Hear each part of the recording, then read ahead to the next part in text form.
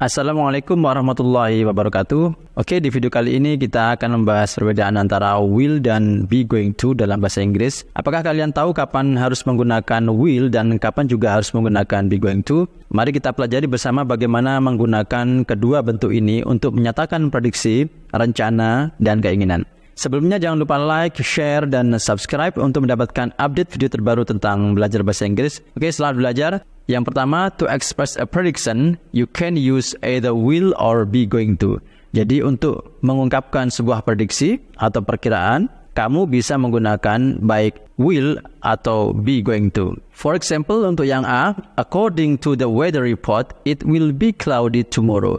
Jadi contohnya, menurut laporan cuaca, besok akan berawan. Kemudian contoh kalimat yang B, according to the weather report, it's going to be cloudy tomorrow. Menurut laporan cuaca, besok akan berawan. There is no difference in meaning between these two sentences. Jadi tidak ada perbedaan makna antara kedua kalimat ini. Saya lanjutkan untuk contoh kalimat yang C. Be careful, you will hurt yourself. Hati-hati, Anda akan melukai diri sendiri. Kemudian contoh yang D. Watch out, you are going to hurt yourself. Awas, Anda akan melukai diri sendiri. Again, there is no difference in meaning between these two sentences. Sekali lagi, tidak ada perbedaan makna antara kedua kalimat ini. When the speaker is making a prediction, ketika pembicara sedang membuat suatu perkiraan, a statement about something she or he thinks will be true or will occur in the future. Jadi sebuah statement atau pernyataan tentang sesuatu yang dia pikir akan benar atau akan terjadi di waktu yang akan datang. Either will or be going to is possible. Jadi baik will atau be going to mungkin untuk digunakan. There is no difference in meaning between A and B. Tidak ada perbedaan arti antara kalimat A dan B. There is no difference in meaning between C and D. Juga tidak ada perbedaan arti antara contoh kalimat yang C dan D. Kemudian yang kedua, to express a prior plan, use only be going to. Untuk menyatakan rencana sebelumnya, gunakan hanya be going to. Untuk contoh kalimat yang A, for example, why did you buy this paint? Jadi kenapa kamu beli cat ini? I'm going to paint my bedroom tomorrow. Saya akan mengecat kamar tidur saya besok. Here, speaker B has made a prior plan to paint the bedroom. Jadi di sini pembicara B telah membuat rencana sebelumnya untuk mengecat kamar tidurnya. Kemudian saya lanjutkan untuk contoh kalimat yang F. I talked to Bob yesterday. He is tired of taking the bus to work. He is going to buy a car. That's what he told me. Jadi saya berbicara dengan Bob kemarin. Dia lelah naik bus ke tempat kerja.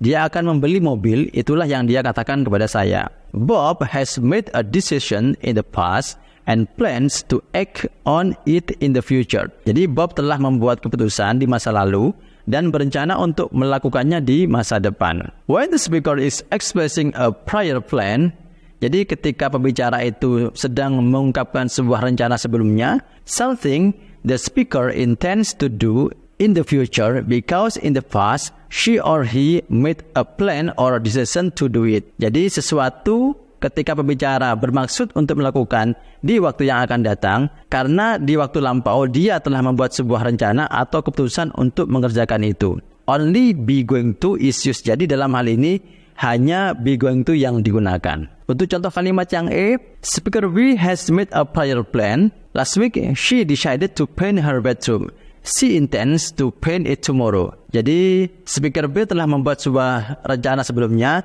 Jadi minggu lalu dia memutuskan untuk mengecat kamar tidurnya. Dia bermaksud untuk mengecatnya besok. Jadi untuk contohnya kalimat yang F, the speaker knows Bob intends to buy a car. Jadi pembicara tahu Bob bermaksud untuk membeli sebuah mobil. Bob made the decision in the past. Bob membuat keputusan tersebut di masa lalu. And he plans to act on this decision in the future. Dan dia berencana untuk bertindak terhadap keputusannya itu di waktu yang akan datang. So, will is not appropriate in E and F. Jadi will tidak cocok dalam contoh kalimat yang E dan F. Next, to express willingness, use only will. Jadi untuk menyatakan kesediaan, gunakan hanya will. Untuk contoh kalimat yang G, the phone's ringing. I will get it. Telepon berdering, saya akan mengangkatnya. Here, speaker B is willing to get the phone. He is volunteering to do it. Jadi di sini pembicara B bersedia mengangkat telepon. Jadi dia sukarela melakukannya. Saya lanjutkan contoh yang kalimat H. I don't understand this problem. Jadi saya tidak mengerti masalah ini. Ask your teacher about it. Tanyakan saja kepada gurumu tentang hal itu. She will help you. Dia akan membantumu. The speaker is sure about the teacher's willingness to help. Jadi pembicara yakin tentang kesediaan guru untuk membantu. In G, speaker B is saying, I'm willing. Jadi dalam contoh kalimat G, pembicara B berkata, I'm willing, saya bersedia. I'm happy to get the phone. Saya senang untuk mengangkat teleponnya. He is not making a prediction. Jadi dia tidak sedang membuat sebuah keputusan. He has made no prior plan to answer the phone. Dia telah tidak membuat sebuah rencana sebelumnya untuk menjawab telepon itu. He is instead volunteering to answer the phone and uses will to show his willingness. Jadi dia malah sukarela untuk menjawab telepon itu dan menggunakan will untuk menunjukkan kesediaannya. Dalam contoh kalimat yang H, speaker B feels sure about the teacher's willingness to help. Be going to is not appropriate in G and H. Jadi pembicara B merasa yakin tentang kesediaan gurunya untuk membantu. Jadi be going to is not appropriate in G and H. Be going to tidak cocok digunakan dalam contoh kalimat yang G dan H. Jadi kesimpulannya, use will and be going to for prediction, be going to for prior plans, and will for willingness. Jadi gunakan will dan be going to untuk prediksi, be going to untuk rencana sebelumnya, dan will untuk kesediaannya. Terima kasih telah menonton video ini. Sekali lagi jangan lupa like, share, dan subscribe untuk video belajar bahasa Inggris lainnya. Sampai jumpa di video berikutnya. Assalamualaikum warahmatullahi wabarakatuh.